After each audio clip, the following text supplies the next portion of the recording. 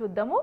చాలా రోజులుగా ఇరాన్ నామస్మరణ చేస్తున్నారు అమెరికా అధ్యక్షుడు డొనాల్డ్ ట్రంప్. అక్కడి ప్రజలను కూడా ప్రభుత్వానికి వ్యతిరేకంగా పోరాడాలని పిలుపునిస్తున్నారు.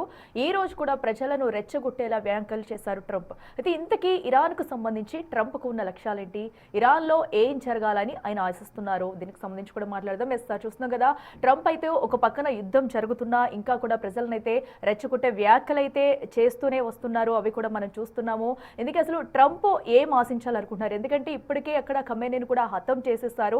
ఇంకా ఏం జరగాలని అనుకుంటున్నారంటే ఏం చెప్తారు?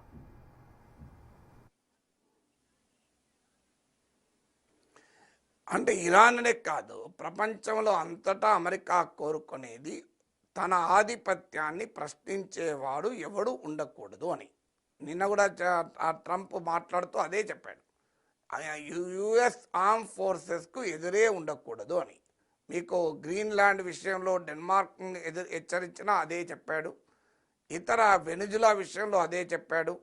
సో ప్రపంచంలో అన్ని దేశాలకు అమెరికన్ ఆధిపత్యాన్ని ఎవరు సవాల్ చేయకూడదు. అమెరికన్ ఆధిపత్యాన్ని ప్రశ్నించాలంటే భయపడాలి, చిల్లింగ్ ఎఫెక్ట్ ఉండాలి అన్నది మొదటి లక్ష్యం. రెండవది, ప్రపంచంలో ఎక్కడైనా తాము ఏమి చేయాలనుకుంటే అది చేయగలం. అందువల్ల వరల్డ్ ఈ నాటోలని, ఈ యునైటెడ్ నేషన్స్ అని, అదని ఇదని ఏమీ లేదు.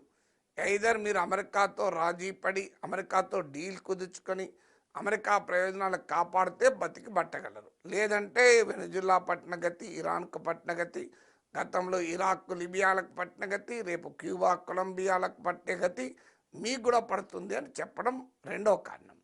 మూడవది, ఈ ప్రాంతంలో పశ్చిమాసియాలో తమ మిత్ర దేశమైన ఇజ్రాయిల్కు, అలాగే తమ మిత్ర దేశాలైన సున్నీ అరబ్ నేషన్స్కు, సౌదీ అరేబియా, యుఏఈ లాంటి దేశాలకు తాను అండగా నిలుస్తాను, మీకు ప్రధాన థ్రెట్గా ఉన్న ఇరాన్ను ఎలిమినేట్ చేయడం ద్వారా మేము మీకు రక్షణ కల్పిస్తాము అనే హామీ ఇవ్వడం అనేది మూడవది లక్ష్యం. నాలుగవది, ఎక్కడ ఆయిల్ ఉంటే అక్కడ అమెరికా వారు చేస్తుంది. ఇప్పుడు వెనుజులా ఎందుకు కారు చేసింది? ఆ నాలుగవ లక్ష్యం నేచురల్ రిసోర్సెస్ పైన తన ఆధిపత్యాన్ని కలిగి ఉండడం. ఐదవది, అనేక దేశాలు డాలర్లలో కాకుండా ఇతర కరెన్సీలో ఆయిల్ ట్రేడ్ జరపాలని చూస్తున్నాయి. గతంలో సద్దాం హుస్సేన్ యూరోలో ఆయిల్ ట్రేడ్ జరపాలని చూస్తే సద్దాం హుస్సేన్ చంపేశాయి.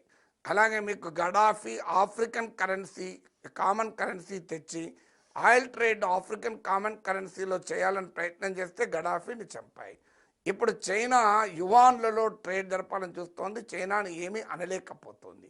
అందువల్ల ఆయిల్ ట్రేడ్ డాలర్లలో నిలబెట్టుకోవాలి అంటే ఆయిల్ కంట్రీస్, గల్ఫ్ నేషన్లో అమెరికా అంటే భయము, భక్తి ఉండాలి. అది ఐదవది. ఆరవది ఏంటి అంటే, మీకు ఈ ప్రాంతంలోనే కాదు, మీకు ప్రపంచంలో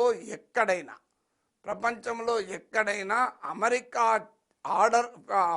ఆర్డర్కు థ్రెట్ అనేది ఉండకూడదు. ఇప్పుడు చైనా, రష్యా ఒకవైపు ఇరాన్తో సంబంధాలు కలిగి ఉన్నాయి, వెనుజులాతో సంబంధాలు కలిగి ఉన్నాయి, లాటిన్ అమెరికాలో పెద్ద ఎత్తున సంబంధాలు కలిగి ఉన్నాయి.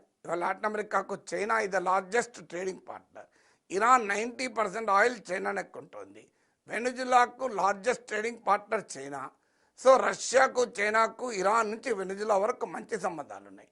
చూడండి, మీరు వెనుజులాను కాపాడుకోలేకపోయారు, ఇరాన్ కూడా కాపాడుకోలేకపోయారు అని రష్యా, చైనా నుంచి అమెరికాకు వస్తున్న ఛాలెంజ్ను క్వశ్చన్ చేయడం. Russia, China helpless. మీరు రష్యా, చైనాపై ఆశ పెట్టుకొని అటువైపు ఏమైనా తిరిగితే మిమ్మల్ని కాపాడలేము, ఎవడు కాపాడలేరు అని రష్యా, చైనా అమెరికన్ ఆధిపత్యానికి రిమోట్ ఛాలెంజ్ కూడా కాదు అని మెసేజ్ ఇవ్వడం అనేది ట్రంప్ 6వ లక్ష్యం.